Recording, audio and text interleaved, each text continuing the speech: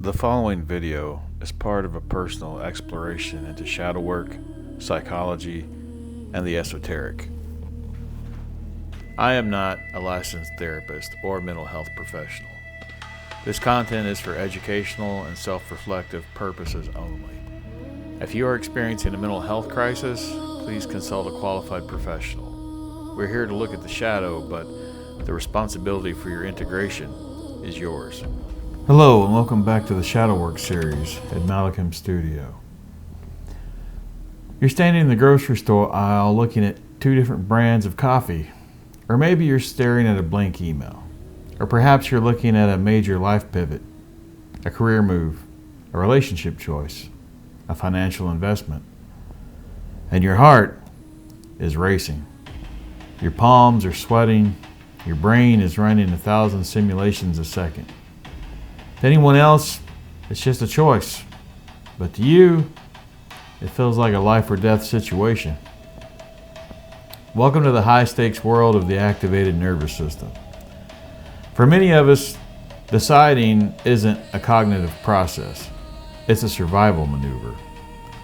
We've spent so much of our lives in a state of sympathetic nervous system activation, otherwise known as fight or flight, that we have forgotten what it feels like to make a small decision.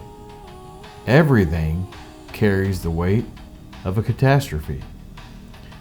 Today we're going into the shadow of why your brain thinks every fork in the road is a landmine. We're going to talk about why you're using astrology, the occult, and possibly even AI to find an ultimate right answer that doesn't really exist. This didn't start yesterday. Maybe it started when you were a kid, being bullied at school, where one wrong word or wearing the wrong shirt meant physical or social annihilation. Maybe it was work trauma, where a single mistake led to a devastating loss of security. Maybe it was the loss of a parent, that ultimate unmooring where you realize the safety net is gone, and if you don't pilot the ship perfectly, it may sink. Somewhere along the way, you learned to lie. If I make the right decision, I will be safe. If I make the wrong one, I might die.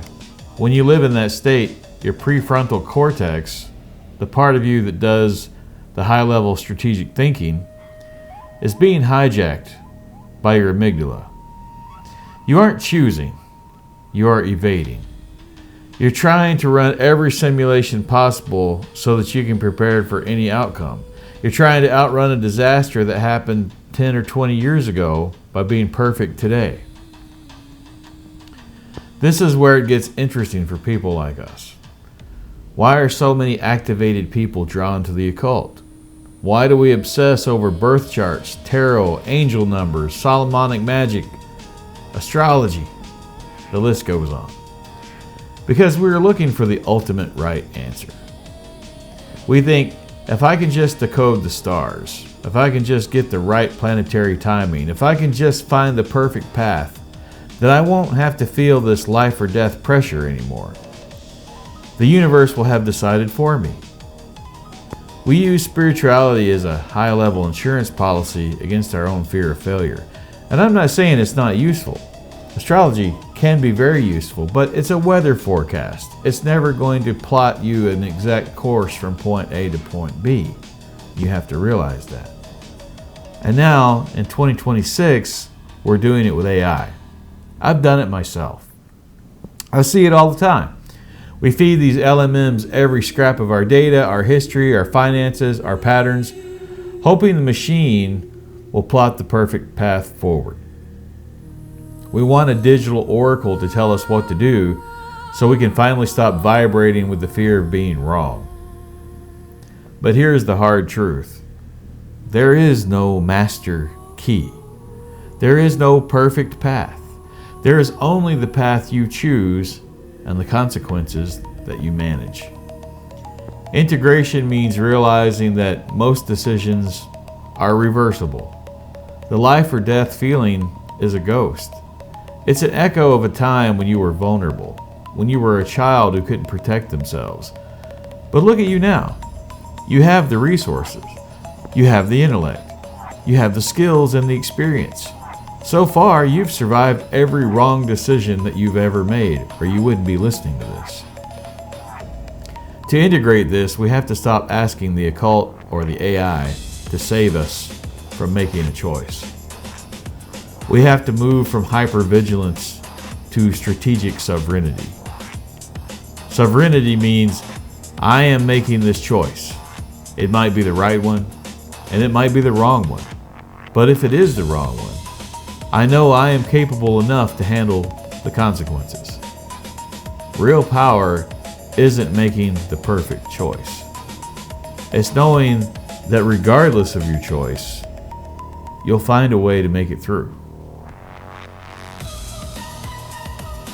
If you're spiraling on a decision right now, here's a de-escalation protocol. The death audit. Ask yourself out loud, is anyone going to die if I choose Starbucks instead of Cup of Joe? Is my house going to burn down if I have eggs instead of oatmeal?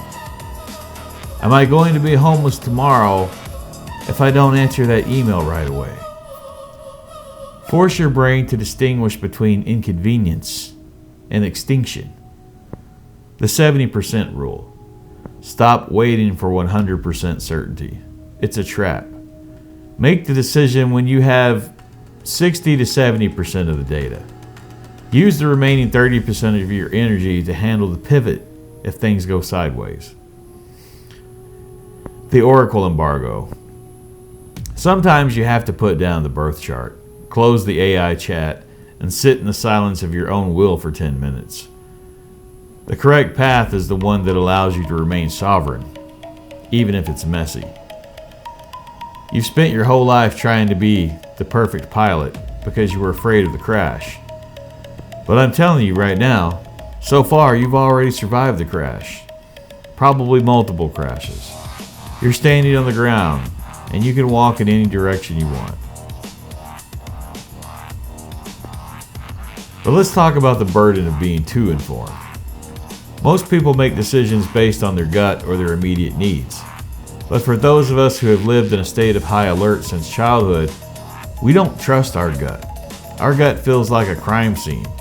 So we try to achieve omniscience.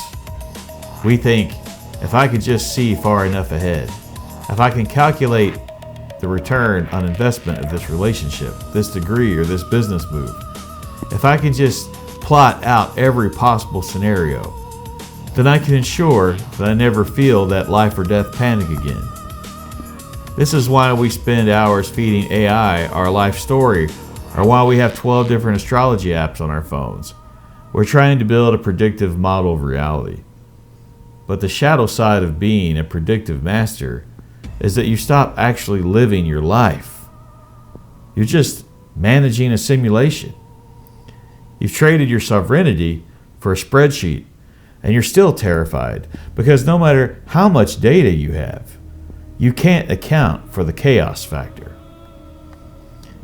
There is a specific high we get from being right.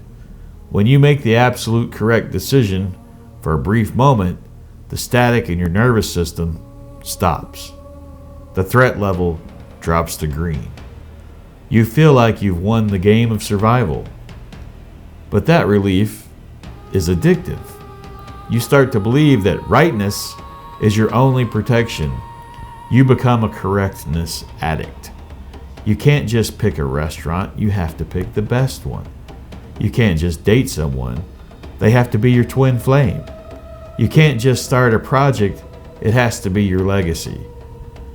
This addiction to being right is actually a fear of being human. Humans are messy. Humans make mistakes.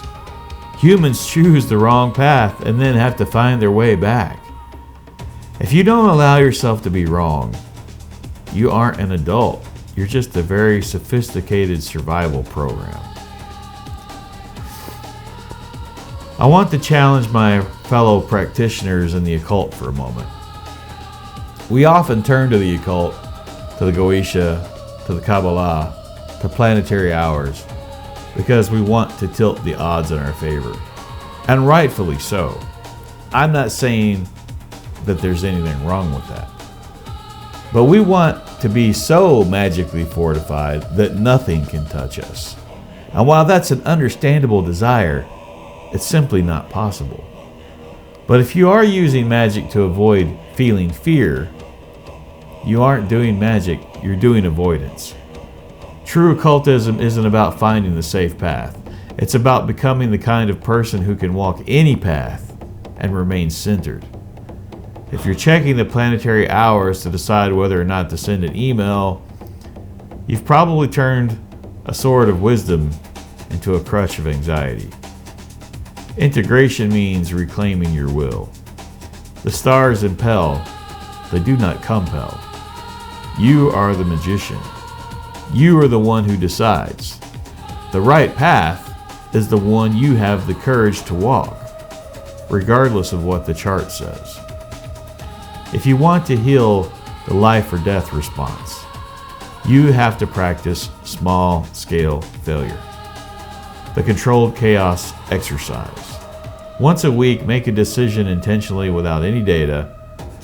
Don't check the reviews. Don't look at the transits of the moon. Don't ask the AI for advice. Just pick something. Just do it. Just do it spontaneously. When a panic starts to rise, what if I'm wrong? Sit with it. Notice that your heart is racing, but your body is still sitting in a chair.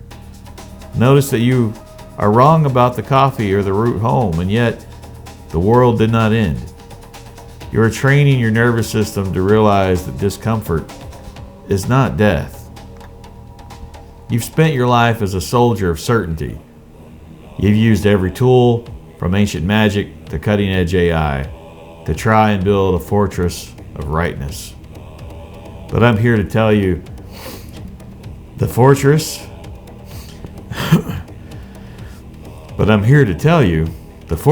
is really a prison. Real freedom, real adulthood, is standing in the middle of the unknown and saying, I don't know if this is the right path, but I know I have the strength to handle wherever it leads. You aren't fragile. You've survived bullying. You aren't fragile. You've survived bullying, loss, trauma, and you are not fragile. You've survived bullying, loss, trauma, and however many years of life or death pressure that you've lived through. You are the most capable person in the room. It's time you started acting like it. Tell me in the comments what's a decision you've been putting off because you're afraid of being wrong. Let's commit to one data-free choice today. Thanks for watching, and I'll see you in the next one.